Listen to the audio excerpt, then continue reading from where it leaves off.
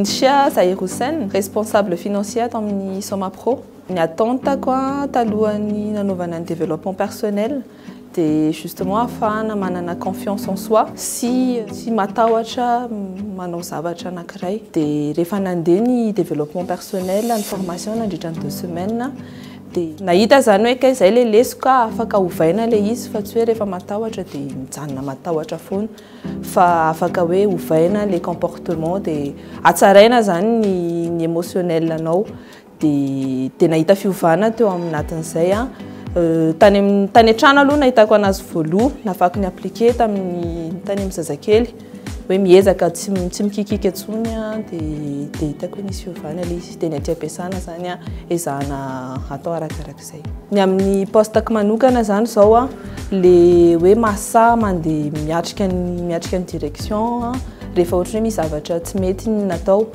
de koa hoe rehefa ohatra hoe misy zavatra tiana ho aseho de samy mampiseho an'le izy fa tsy matahotra hoe sao de tsy mety zay foana manko les points faibles hoe sao de tsy tiany zareo raha hoe proposena an'izao izy de hoe zay zany no afaka hoentina hoe proposena foana aloha de miaccepter hoe tsy mety ty de afana miaméliorer manaraka. Tena ny ilaiko satria c'est un peu psychologique et ohatran'ny hoe formation angambany satria raha tsy nisy an'izay de mety hoe tao foana le tahotra hoe tsy nasa aller de l'avant sur quelque chose na sur un projet futur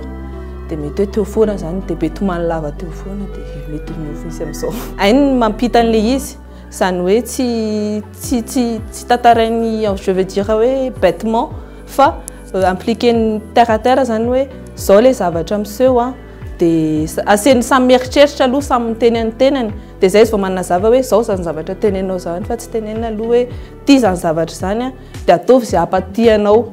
fa miteny izy hoe inona ny toetranao de miteny izy hoe zao ny tokony hatongavana amin'izay zavatra zay. Razafy Mamonjy Malalatine, administrateur des ventes ato amin'ny Somapro. Ny ataonako tamin'ny formation développement personnel zany de mba te handray décision. Rehefa ny nianarana le izy rehefa nijerena de le confiance en soi mihitsy no tsy ampy matoa tsy mahay mandray décision de rehefa rehefa nianatra le développement personnel de hita hoe mitombo ny confiance en soi misy zavatra tokony atao ampitombona zay confiance en soi zay. Ohatra ny resaka livraison zao satria manao resaka logistique de tsy hoe ity hoe ny livrena voaloha sa ty hoe ny livrena sa hoe izy natao de miala any misy bagage afaka hoentina satria be dia be zavatra nianarana sy fantatra tao anatin'ireo formation afahana mandray an'izay décision zay. Les formateurs très dynamique tsy mampatory mihitsy afaka miresaka tsara aminazy mahay mampita tsara hoe zao ny zavatra tokony atao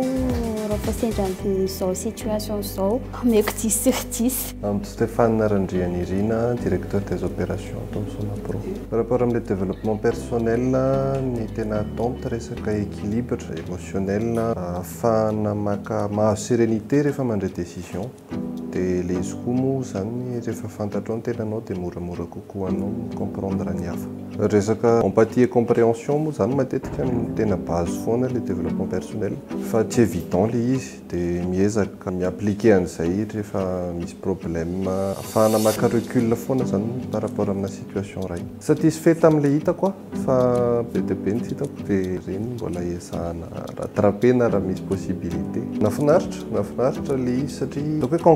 concret be le izy de zay ny mahafinaritra anazy le situation ohatrany hoe tonga de hitanao amin'ny fiainana andavanandro le exemple raisina qui est satisfait tsara. Déjà, il faut savoir tirer les points positifs parce qu'on a toujours quelque chose à tirer de tout ce qu'on apprend. Ça me permet de ne pas me limiter aux zones de confort, par exemple, de chercher plus et d'aller de l'avant, de gérer des conflits quelque temps, de mieux comprendre et me mettre à la place des employés, etc. Pendant cette formation, j'ai quand même réussi à parler de moi, chose que je ne fais pas en général. Et je pense que c'est surtout par rapport au professeur, parce qu'il sait nous impliquer et nous laisser libres de parler de nous-mêmes, de le faire de plein gré.